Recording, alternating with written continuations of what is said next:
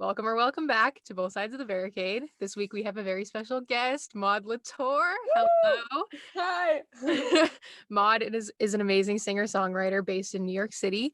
She's also a student at Columbia, and she released her debut EP, Starsick, in 2019. She released an amazing new single, Walk Backwards, very recently. It's very good. Go listen to it. And it followed the recent hype of One More Weekend, which was a 2020 single, and they're all amazing songs. Go listen. Maude, is there anything you'd like to say before we get started? Oh gosh, I'm excited to be here. Thank you for having me. Woo, let's Of go. course. Yes, let's do this. So I like to start out the episodes. If I've met the guest in person, I usually talk about like how we met, but we Mhm. connected, I followed you on social media, talked to your manager, Cool. who is amazing, by the way. And I guess then we'll just talk about your relationship with your fans, because I know you're super invested in your fan base and everything. So if you'd like to talk a little bit about that. Yeah, for sure. That's a great place to start. I do think it is what makes this project so unique. I guess I've always had a kind of funky social media presence even before I started making covers on Instagram. I would try to mess with people just like by doing crazy things on Instagram. I don't even know. Like I posted once like 20 pictures of my different colors of socks in a row, and like the old upperclassmen in my school were like, "That's so weird. Like, what is she doing?" And it would always just be a point of controversy or something. I don't even know why, but like I always try to just mess with things a bit, and I've loved using social media like that, like breaking the norm a bit and being too vulnerable or too honest or like saying things like that. And I think that's at the root of all of this. And when I started putting out music, my manager was really like, I think we have to build this one person at a time, and that means responding to every comment and responding to every DM. I mean, I probably would have done all of that anyway, because the people who listen to my music, we must be cosmically connected if they understand what's going on in my head. Like I feel that if someone feels a type of way about my music, I know them a bit, and I know their soul, and it feels so important. And so it kind of makes sense to me that the way that I made friends in middle school, or like being a lonely kid in a lot of ways, or but still very extroverted and loud, like it makes a lot of sense to me that I found this crazy relationship with these people on Instagram, and I truly come to them when I feel lonely, and I feel so much love for these people, and I know so many of them so personally, and we've chatted and I've FaceTimed them, or like we're in group chats and we talk all the time, and I know where they are and what's going on in their lives and where they're applying to college, and it is just, yeah, we are very close, and I love them so much. Now I'm working for them, and yeah, it's a very tight group, as you probably know. Yeah. Yeah, it's so cute. The way you talk about your fans is like the way your fans probably talk about you, or like how fans talk about like the artists that they love. So I think that's so sweet. Oh, that's so nice. Oh. I see it all the time. I mean, throughout your Instagram, you do the polls, and I was Mhm. at your Walk Backwards like Zoom release party, and it was Yes. just so cute. That First of was all, there were crazy. so many people There there. were 500 people there. It That was was crazy. crazy. It was so fun. Oh my But gosh. yeah, you can definitely tell that they Uh, react to the fact that you're so genuine mm, and that you're so involved and you interact with them on social media. Like, that's so important to building a mhm, fan base. I like to ask a little bit about what kind of music you grew up listening to, and what your mm, relationship was with music, because I find that a lot of artists have similar relationships with music growing up, but I love to hear, what specifically mm, they mm. listen to, because I feel like it definitely affects how Yeah. their music sounds. Yeah, that's so interesting. I do think a big musical influence in my life was being forced to play violin. My mother played violin as well, and made me play as well. And I think that started a bit I did something called the Suzuki Method, which is like only listening. You don't learn to read music really, like it's just Oh, hearing it and like learning to play. And I do now thank my mother so much for the fact that that is totally my musical training. But songs we listened to, I mean, I think it was mostly song based. I think the first song was probably Raspberry Beret by Prince. classic. I love that song. And let's see, Don't Speak by No Doubt. And I definitely, Gwen Stefani was pretty big, pretty fast for me. A Holla Back Girl, like I heard it, and I was like, what? B-A-N-A-N-A-S? And then like, it was the coolest thing ever. And I remember hearing Sweet Escape on a bus radio, and I was like, wow, this Mhm. song, I've never heard anything do that. And I fell in love with that. Bohemian Rhapsody was a first song for me too. And I was like, what? Like Yeah. all these moments, and those songs were pretty big for me. And I found ABBA pretty soon after, and that was first love in music for sure. First Yeah. CD, yeah, I was blown away by that. And I still, when I still listen to them, and I'll go through the whole discography, and I'm like, oh my god, this is the bedrock of my melodies and what I'm getting out of a Yeah. song. And yeah, I love ABBA. And then when I found my own music, it started to be more Bruno Mars was kind of the first. Oh gosh, that's not Amazing. usually what I reference. I love him. He's genius. Yeah. Somewhere in Brooklyn, like those songs, that EP, that album just blew my mind. There's more though, but yeah, that's where we started a bit. Yeah. No, I love Bruno Mars. I remember I would cry to like It Will Rain from Oh my like god. it's I so good. know. In my eighth grade, it was maybe yours too. Like Yeah. just all of those songs, and I look at his discography, and it's banger after banger. Like he Yeah.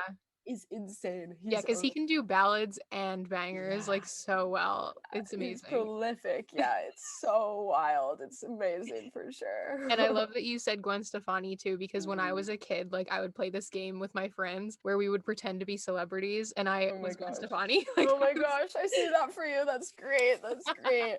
I was like, yeah, sorry, like she's taken, like I'm her. That's so cute. That's so cute. Yeah, I also she was also one of the first, no doubt was the first band after ABBA. I guess the first band in high school that I learned every song to, and that was I don't know, I love her. Of course, that band is also so amazing, and they're so creative. What was your first concert? Oh my gosh, great.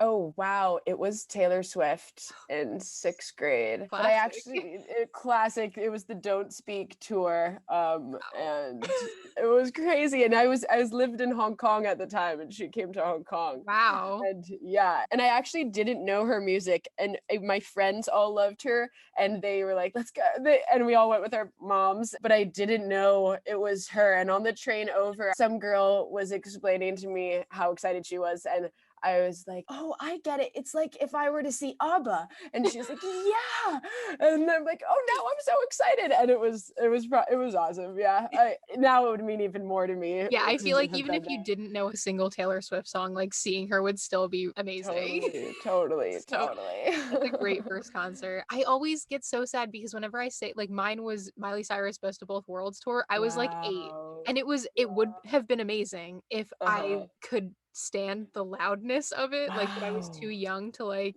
be able Yeah. to take that. So I was like, I Uh, hated it. I it oh was my so sad. gosh, that's so wild. I know, looking I back now, love I'm seeing like, babies with like, yeah, yeah. dang. I Yeah. love seeing Well, little kids with like noise canceling headphones. I went with my neighbor who was younger than me, and she was like living for it. And I'm like, I just couldn't take, I Wow. don't know. I think it was just, I was It's not scary. ready. Yeah, I was not ready Mhm. for how loud it was. But now, if I could go back and go to that show, oh, I would be That's living. crazy. That's crazy. I feel that though. Like I'm often plugging my ears at concerts because I'm very afraid of and it feels a little, you can feel it's bad for your Yeah, head. And exactly. I often wear earplugs. It's my Yeah. mother still makes sure I always have my earplugs with me. Yeah, no, I mean, I after a year of no shows, I'm like, okay, I feel like we're I know, protected, but right? I'm definitely going to be wearing earplugs to the Yeah. first show because they're not used to it anymore. So So I'm true. like, oh, I don't want to lose my hearing. So Just like, true. I know. Would be the how would you describe where you are right now in your career? Because you're at kind of a pivotal moment. So totally, how would you totally. describe that? Oh man. Oh man. I feel like it's grown so much since quarantine, honestly. And in the past 2 years, really, it's grown so much. And I don't know, I feel really ready to level up and to start building. I want to give my fans the experience they deserve listening to it, and like really build this world out. I feel a renewed inspiration to finally ask myself, okay, like what is my dream? And I feel like I have the answer in this now more than I did 2 years ago. And I know exactly what I want to build now. And I am just waiting for, I mean, I think I'm about to be able to build it. So I feel like I haven't even started yet. And I think I'm about to start. And I feel really excited. Yeah, Yeah. that's amazing. Just hearing that, I'm like, oh my God, I'm gonna get chills because that's just crazy.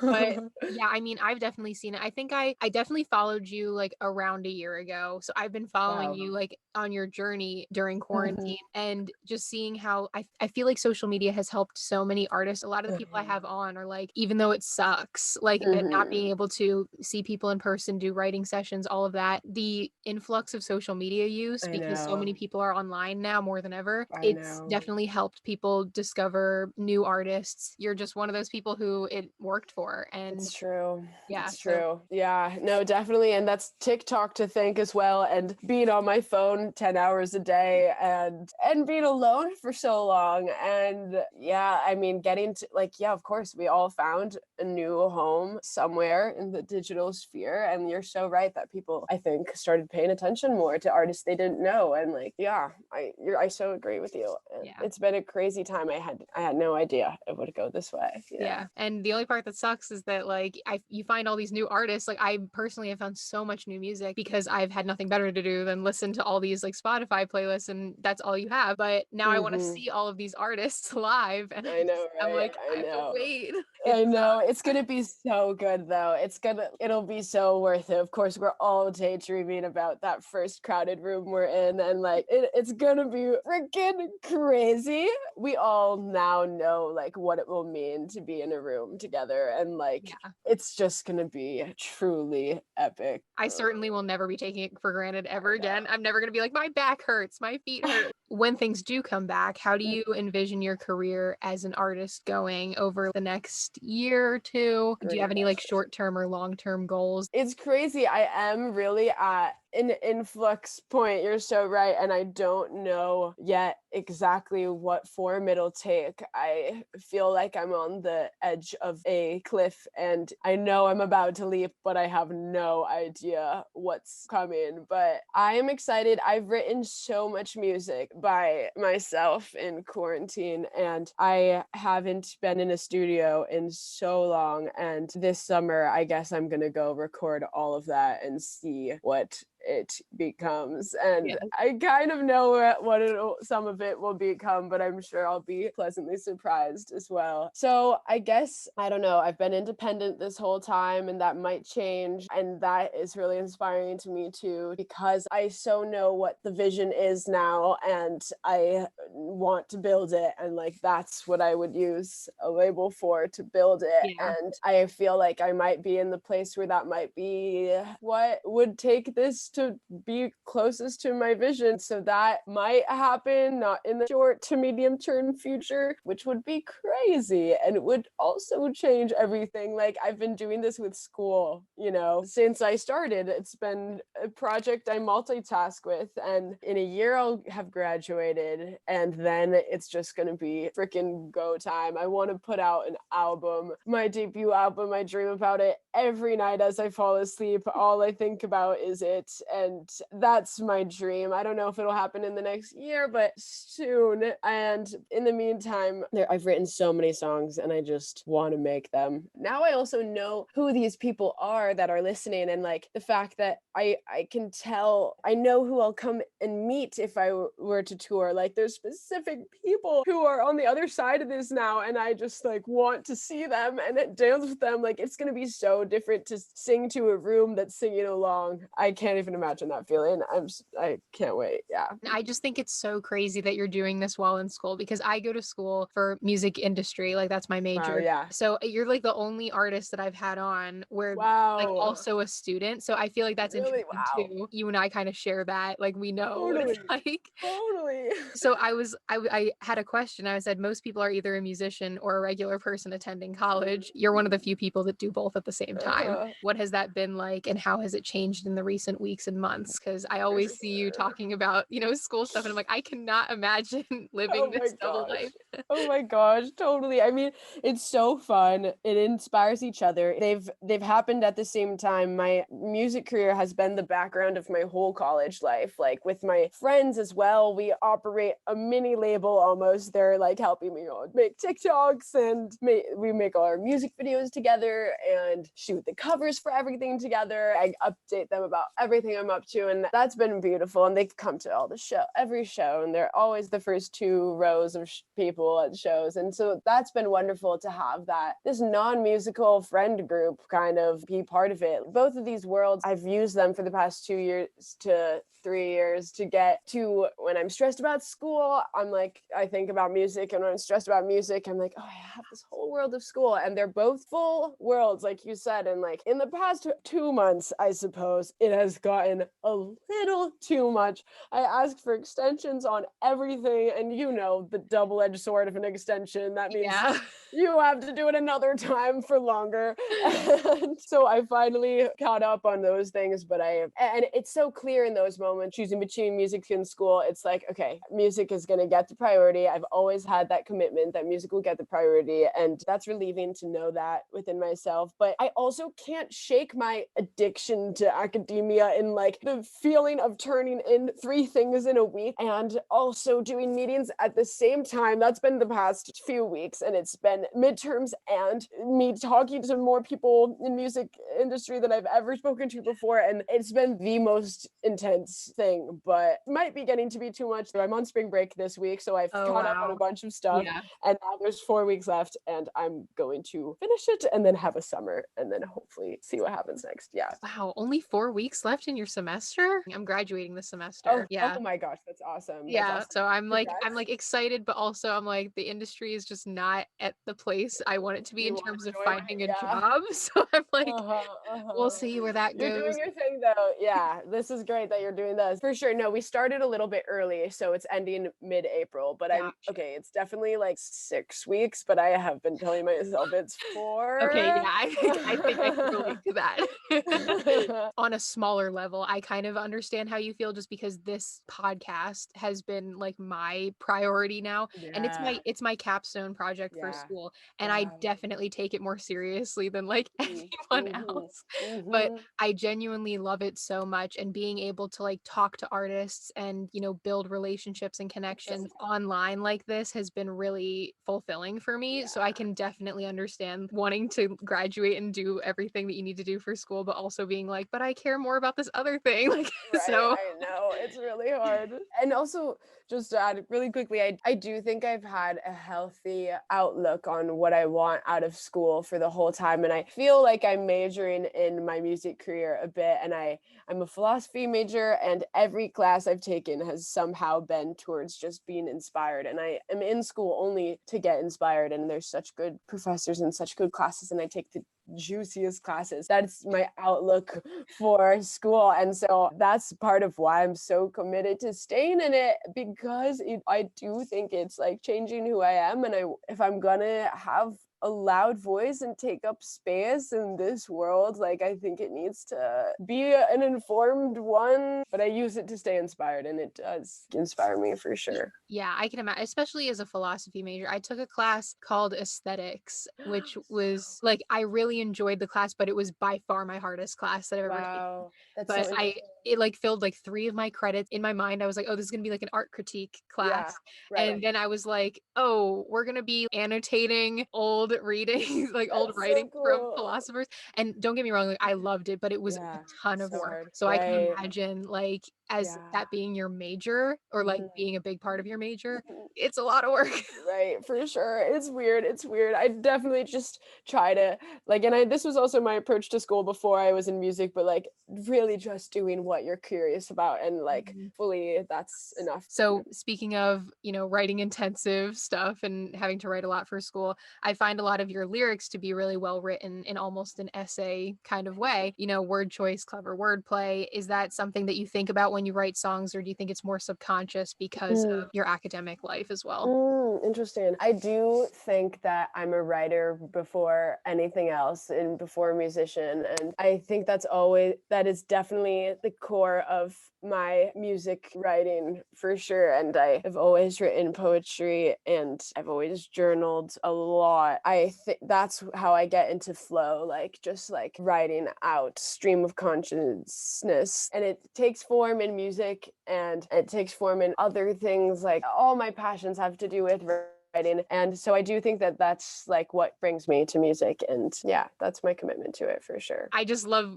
like the Greek tragedy line. Like you just have so many like funny like academic inserts That's in so your music, funny. which I think is It's so true. funny. So I was like, I have to ask about that because I don't know if it's something that you genuinely decide or like think about putting in there, or if it's just because you are who Yeah. you are. No, that's interesting. Like, I do think Columbia's influenced a lot of it because even coming to this school, I listened to Vampire Weekend so much before I even knew about this school. And I do have a romantic view of college and being in a place where it's such a privilege, obviously, and it's so elitist and so problematic in so many ways, obviously. And what a privilege it is to just sit around and think for a few years. And I do have a romantic view of all of it and the books we read. And I think Vampire Weekend captured a lot of it really well, and I'm honored to like kind of inherit their palette a bit at Columbia. And so things like choices like Greek tragedies and alluding to some things like that's very inspired by them, and also because it does feel like that is what my world feels a bit like. And just being on campus and seeing these places dedicated in an ideal world, in a better world, dedicated to like truly making knowledge more accessible and learning more and being more correct about the way we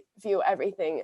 That does inspire me. It inspires me so much, and I love learning and I love school. And so I try to make the music be part of that as well, because I think it's a similar process. Loving music and listening to a song is like feeling inspired walking down the street. Would you say that your music is more observant or introspective then? Because it seems like you Mm. take a lot of inspiration from what's around you, but has it changed since being in quarantine because we spent a lot more time alone? Yeah, that's really interesting. I do think introspective makes the most sense for it, or observing the close world around me, like in details. I totally agree that it's like picking up little details and collecting details. Like, I do think that's one of my primary jobs, little phrases and moments and feelings, and like writing them down. And so it's a little bit of both. It's definitely a little bit of both. Maybe the introspection happens accidentally because I'm observing the world. Yeah, accidentally, my relation to it. I also said your songs are very anthemic. They really make me wish shows would come back already so that I can hear them live. What song are you most excited to perform in person at a show after quarantine? Oh my gosh. There's so many new ones now. You're so right. Oh my gosh. Straight up all of the new ones for sure. I mean, Block Your Number is gonna be crazy. Yeah, I'm excited to hear that one. I feel like that song, a lot of the times, like these songs that don't end up streaming as well, like end up being live songs. And that same Ride My Bike, when I did a couple shows before COVID, was so fun live because of what it is. And I think Block Your Number will be like that as well. But my gosh, doing one more weekend live sounds insane. And like Furniture, I'm just so excited to sing Furniture. Like, that's my favorite song probably. And I love that one so much. So all of them.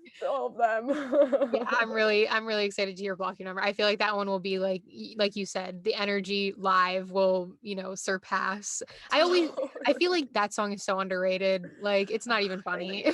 Thank you. Thank you. I appreciate that. And I I think agree. hearing it live will definitely make it some people's favorites. Wow, damn. Thanks. I'm glad. And then final question. Where would you say that you find the most inspiration? Does it usually result in happy songs or sad songs? I think I am deeply committed to songs that seem positive and feel bright and colorful and optimistic and leave you hopeful. And I think a lot of those songs of mine, like One More Weekend, for example, are secretly heartbreaking songs. And Lovesick, for example, secretly pretty outwardly heartbreaking. But One More Weekend really, like, or Furniture, like, for me, I turn to music for an energizing feeling. It's less for a sad feeling. It's a lift for me, and it's a body transcending inspiration thing for me. And I think it's important to handle those feelings, but it feels more accurate for like a breakup song for me to be upbeat, because like I wrote Furniture because every breakup song I heard was sad songs being like, I want you back so badly. And I wanted to feel powerful still and not be asking for someone back, but still be sad. And it's a sad song, and like navigate those feelings without getting lower. And I think that's what One More Weekend comes from too. And even One More Weekend, it's about losing something that you thought was going to be forever. It's about the fact that everything ends, and like that ultimately can't be a sad feeling, because that's everything in life. Their memories are beautiful, and so it has to be somewhere in between happy and sad. And like I think those songs feel more like the feelings themselves. Yeah, I agree. I like what you said about how you don't want the endings to feel sad, because I get really upset when like friendships end or anything like that, but you have to look at the positives and just be happy that it happened. And I like that your music kind of highlights that. I definitely love a good sad song, but like it's very nice to listen to a song that still feels hopeful at the end of the day. I have a little game, a little song association, so I'm going to ask you a question and you just answer with a song. You don't have to sing or anything, but Oh my God, I'm so excited. Okay, great. So I said, name a song that gave you an out of body experience the first time you listened to it. Pretty much every song, but Human Sadness by The Voids. Name one of your favorite songs from middle school. Damn, I already talked about Bruno Mars a little bit. Yeah, I that's when I first discovered video games, and that was bedrock shift for me. Yeah. I completely agree. That's probably what I would have said too. I thought like a D6, but like that's a better answer. Damn. Those were important songs. Yeah, for real. Cultural resets. Name a song you associate with a good memory. Junk of the Heart, The Kooks. Name a song that helped inspire you to write songs. Groceries by Mallrat. Interesting choice. Like the thing is, this is what I mean. I get these answers and I'm like, I can see how that influences you. Wow, yeah. Yeah. The last one, what is one of your all-time favorite songs? And where we started, maybe Take a Chance on Me by ABBA. So I like to end the episodes out with some current favorites. So if you have any current favorite songs, albums, artists that you're listening to, feel free to plug them. Definitely. Let me pull up my most recent playlist. There's this song from a Bollywood movie called Luka Chupi, and it's so amazing. I can't stop listening to it. I love Gasoline by Haim. I just recently discovered it actually, and it's incredible. I've been listening to Closer to Fine by the Indigo Girls. I can't stop listening to it. I Follow You by Melody's Echo Chamber Orchestra. So cool. I think you'll like it. It's cool. I checked all of the recommendations out, so. Great, perfect. I guess some John Lennon stuff, Beatles solo things, and Simon and Garfunkel a bit. These are not new songs. Hold On by John Lennon. Only Living Boy in New York, Simon and Garfunkel, and I love Simon and Garfunkel. Yeah, they're amazing. I love Tennis. That's an underrated band. I think that everyone should listen to. I'll Haunt You is my favorite song by them. Swamp Dogg, a song called Lonely. Sex, Money, Feelings, Die by Lickilai. Classic. Can't stop listening to it. It's so good. I love this girl named Killuminati. She's a rapper, and I've never heard something this good. She's so good. Every Strokes song ever, pretty much. All the Time by the Strokes. Every Strokes song ever. There's this album called Plantasia, also by Mort Garson, and I've heard of that. Yeah, it's a crazy album, and it's all about plants, and there's no words, and it's so good. I will be checking all of these out. Oh my God, I'm so glad. Good. Well, and I'm glad you said so many, because so much new music came out last night that I don't even know where to to put my favorites. So I just true. wrote down Grimes. Like I've been listening to Grimes. And then what came out last night that was really good? Oh my gosh, I haven't listened to the Bruno Mars Anderson Paak. It's so good. Okay, yeah, that is like low key. It's really, really good. Okay, I great. listened to that last night. I was like, wait a minute. Oh my He came, gosh. he did not come back to play. Wow. I'm so excited. Yeah, That's it's great. really good. And then like Charlie XCX, the 1975 and No Rome put out a song. It's like house music. It's very good. Oh dang, didn't Um, even know that. Great. Cool. yes. Can't wait. And then yeah, other than that, I've just been listening to a lot of playlists. So Wow. I'm not gonna be helpful there, but like Wow. Okay, great. Thank you for yes. giving me a short list. I'm Yes. wonderful. Oh, I wish we could talk about music I so know, long. same. That's why I love these episodes because I get a Great. chance to talk to someone for an hour about music at So least once a true. week. So, So true. That's so great. I'm so glad you found this. I'm so happy for of you. course, everyone, please stream Maud's music. Stream Walk Backwards, One More Weekend, Block Your Number, Furniture, the EP, the whole discography. Because Yes. she is at a pivotal moment in her career, and you're not going to want to miss out on the journey. Aw. Where can we find you on social media, Maud? Oh, my handle is at model status. MAUDELSTATUS. Yep. I can't believe it's still that. I probably should change I it, love but that though. Like I love that. It's so funny. So yes, model status everywhere. Go follow. And with all of that being said, this has been an episode of Both Sides of the Barricade. You can follow us on Instagram at Both Sides of the Barricade, Twitter at BSOTB Pod, the acronym and then pod. We're on Facebook. My handles are JTaylorLDR, Instagram and Twitter.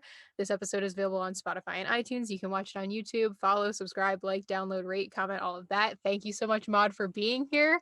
Thank you all for listening, and we will see you next week with another episode. Bye. bye.